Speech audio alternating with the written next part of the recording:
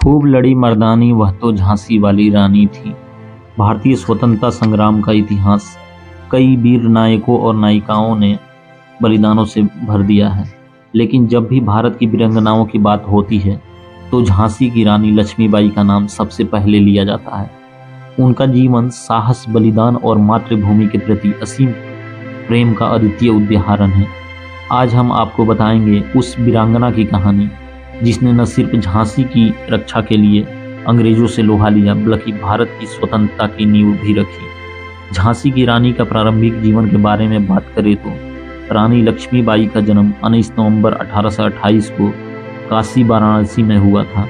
उनका बचपन का नाम मणिकर्णिका था, लेकिन घर के लोग उन्हें प्यार से मनु कहकर बुलाते थे।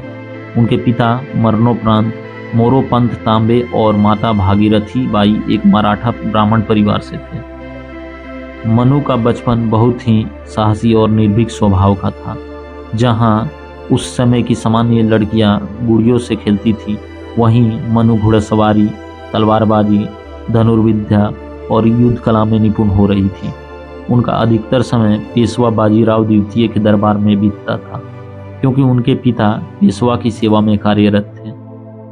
पेशवा उन्हें स्नेह से छबीली बुलाते थे और उनकी वीरता को देखकर गर्व महसूस करते थे।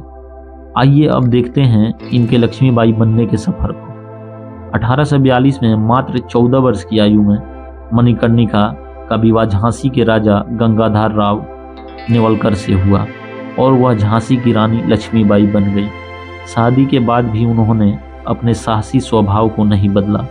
वे महल में अन्य रानियों की तरह केवल श्रृंगार और आराम में समय नहीं बिताती थी, बल्कि झांसी के नागरिकों के कल्याण के लिए सक्रिय भूमिका निभाती थी।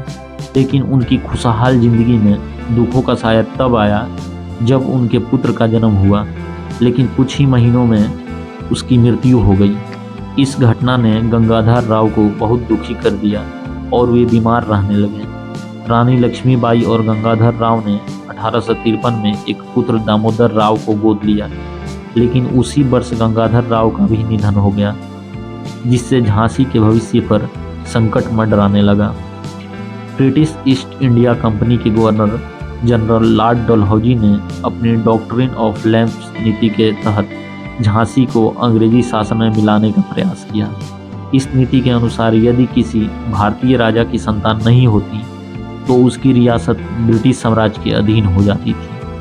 अंग्रेजों ने दामोदर राव को झांसी के राजा के रूप में मान्यता देने से इनकार कर दिया और झांसी पर कब्जा करने की योजना बनाई। लेकिन रानी लक्ष्मीबाई ने अंग्रेजों की इस नीति को अस्वीकार कर दिया और ऐलान किया, मैं अपनी झांसी नहीं दूंगी। रानी लक्ष्मीबाई ने अंग्रेजों को खुली चुनौती दी और झांसी की रक्षा के लिए स्वयं युद्ध की तैयारियां शुरू कर दी। 1857 का वर्ष भारतीय इतिहास में स्वतंत्रता संग्राम की पहली चिंगारी लेकर आया। जब मेरठ, दिल्ली, कानपुर और लखनऊ में बगावत हुई तो झांसी भी इस संग्राम में पीछे नहीं रहा। रानी लक्ष्मीबाई ने झांसी की रक्षा के लिए महिलाओं और पुरुषों की एक सशक्त सेना बनाई। उन्होंने वीरांगनाओं को भी युद्ध कौशल सिखाया, जिनमें से झलकारी बाई, मोती बाई, सुनहरी बाई और गौस खान प्रमुख योद्धा थी। अप्रैल 1858 में ब्रिटिश जनरल ह्यूरोज के नेतृत्व में अंग्रेजों ने झांसी पर आक्रमण कर दिया। रानी लक्ष्मीबाई ने अंग्रेजों के खिलाफ बहादुरी से युद्ध लड़ा। उनकी सेना ने अंग्रेजों को कड़ी टक्कर दी, लेकिन ब्रिटिश सेना बड़ी और संगठित थी। चारों ओर से घिरी झांसी की दीवारें टूटने लगी। जब रानी को लगा कि अब झांसी बचाना मुश्किल है तो उन्होंने अपने बेटे दामोदर राव को पीठ पर बांधा और अपने घोड़े बादल पर सवार होकर किले से कूद पड़े। उनके 3 प्रमुख घोड़े थे, बादल, सारंगी और पवन। युद्ध में बादल की पीठ पर सवार होकर उन्होंने कई अंग्रेजों का सामना किया। रानी किसी तरह घोड़े पर बैठकर कालपी पहुंची, जहां उनकी मुलाकात तात्या टोपे से हुई। रानी लक्ष्मीबाई ने तात्या टोपे और अन्य क्रांतिकारियों के साथ ग्वालियर पर कब्जा कर लिया, लेकिन अंग्रेजों ने यहाँ भी हमला कर दिया। 18 जून 1858 को ग्वालियर के कोटा की सराय में रानी लक्ष्मीबाई ने अंतिम युद्ध लड़ा। अंग्रेजों से घिरी हुई रानी अकेले ही वीरता से लड़ी, लेकिन अंततः अंग्रेजी सैनिकों ने उन्हें घेर लिया।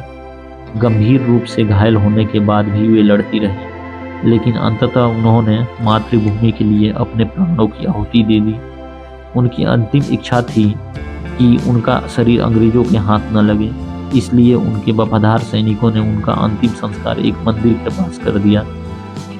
रानी लक्ष्मीबाई केवल 29 वर्ष की उम्र में वीरगति को प्राप्त हुई, लेकिन उनकी वीरता और बलिदान ने भारतीय स्वतंत्रता संग्राम को एक नई दिशा दी।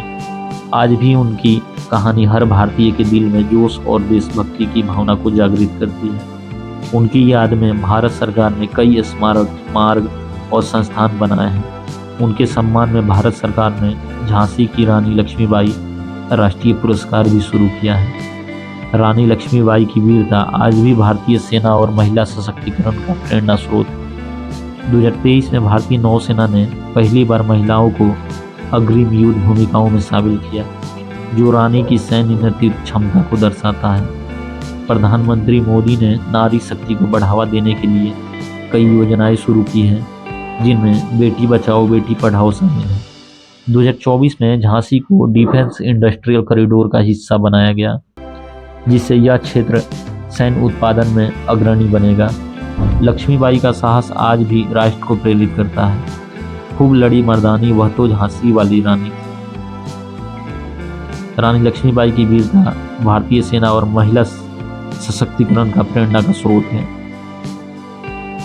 रानी लक्ष्मीबाई भारतीय स्वतंत्रता संग्राम इतिहास के कई वीर नायकों और नायिकाओं का बलिदान में से इनकी सबसे साहसिक लड़ाई थी।